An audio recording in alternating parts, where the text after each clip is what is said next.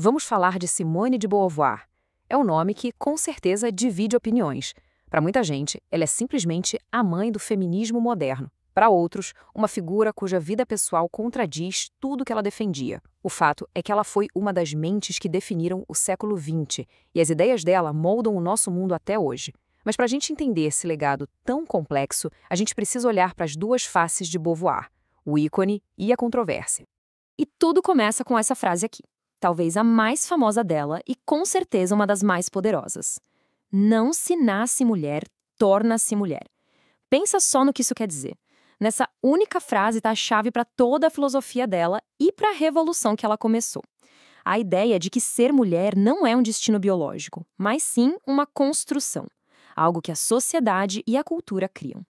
Então, vamos lá. Primeira parte, um ícone feminista, a arquiteta do pensamento. Para a gente entender o peso desse nome, primeiro a gente precisa mergulhar nas ideias revolucionárias que transformaram ela nesse ícone mundial.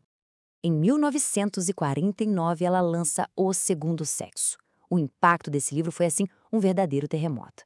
Pensa bem, ele foi traduzido para 40 línguas. Ele virou o ponto de partida, a base para a segunda onda do feminismo, criando uma nova forma de pensar e de falar sobre o papel da mulher na sociedade.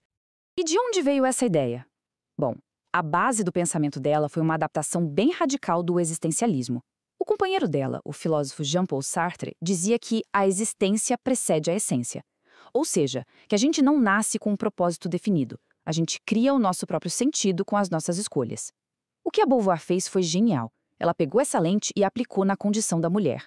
A conclusão dela: feminilidade não é algo natural. É uma identidade construída e imposta pela sociedade. E o ponto central de tudo isso é a crítica dela ao tal do eterno feminino. Para ela, essa ideia era um mito, e um mito bem perigoso. Era como uma jaula, sabe? Uma forma de aprisionar as mulheres numa essência que, no fim das contas, foi definida pelos homens. Ligada a papéis como a maternidade e o cuidado da casa, ela dizia que isso era, na verdade, uma baita ferramenta de opressão.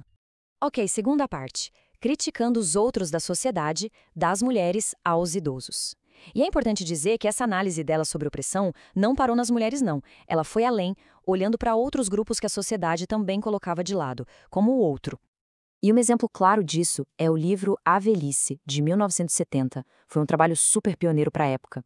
A tese dela era que, numa sociedade focada em competição e produtividade, o que acontece com os idosos? Eles passam a ser vistos como inúteis, são colocados de lado, tratados exatamente como o outro, uma categoria à parte. Então, para resumir o raciocínio dela, a lógica que colocava as mulheres num lugar de subordinação era exatamente a mesma que se aplicava aos idosos. Uma sociedade que é obcecada por juventude, beleza e produtividade, o que ela faz? Ela inevitavelmente descarta quem não se encaixa mais nesse modelo. E isso cria o que a gente hoje conhece como etarismo ou agismo. Ok, até aqui a gente viu a pensadora, o ícone. Mas, será que a vida pessoal dela estava alinhada com essa filosofia toda de libertação? É aqui que a história dá uma virada de 180 graus. A gente sai da filósofa aclamada e entra na mulher cuja vida particular levantou acusações seríssimas.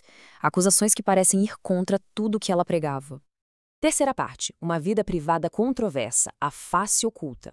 Agora a gente vai mergulhar nas alegações, baseadas em relatos e testemunhos, que mostram um lado bem diferente da Simone de Beauvoir, um lado que coloca em xeque todo o seu legado.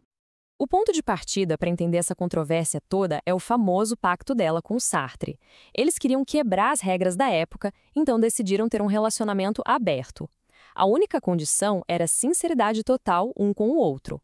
Podiam ter outros parceiros desde que contassem tudo. Só que foi justamente dentro dessa dinâmica que os problemas mais graves começaram a aparecer. A partir dos anos 30, quando ela era professora, um padrão bem problemático teria começado a se formar. Segundo os relatos, tudo começa com a aproximação de alunas adolescentes. Em 35, a relação com Olga Kozak, de 17 anos, se torna sexual. 2 anos depois, a história se repete com Bianca Lemblin, de 16 anos, que também teria sido seduzida por Beauvoir e em seguida enviada a Sartre. Esse padrão teria continuado até que em 1943 a coisa ficou séria. A licença dela para lecionar foi cassada de vez, por corrupção de menor. E o relato da Bianca Lemblin sobre o primeiro encontro dela com Sartre, que foi arranjado pela Beauvoir, É simplesmente devastador. Ela descreve a experiência como algo movido por um impulso destrutivo, uma vontade de brutalizar a feiura que havia em si próprio. É muito pesado. E as consequências para essas jovens foram pesadíssimas. A Olga Kozak, por exemplo, teria chegado a se automutilar depois que o casal a descartou. A Bianca Lamblin, que era judia, foi simplesmente abandonada por eles bem no meio da ocupação nazista em Paris e sofreu com crises nervosas por anos. O sentimento geral que elas descrevem é de terem sido tratadas como peças descartáveis. E essa frase da Bianca Lamblin vai direto no coração do legado da Beauvoir. Ela disse: "Não se pode mais acreditar que Simone de Beauvoir foi uma feminista. É impossível continuar acreditando nisso, considerando a maneira pela qual ela me tratou." Quer dizer, para uma das supostas vítimas, a contradição era total. Não tinha como conciliar as duas coisas. Chegamos na quarta e última parte, reconciliando o legado. Uma herança bem complicada. E a pergunta que fica é: como é que a gente junta essas duas peças? De um lado, o ícone intelectual, do outro, essa figura privada cheia de controvérsias. É um contraste gritante, né?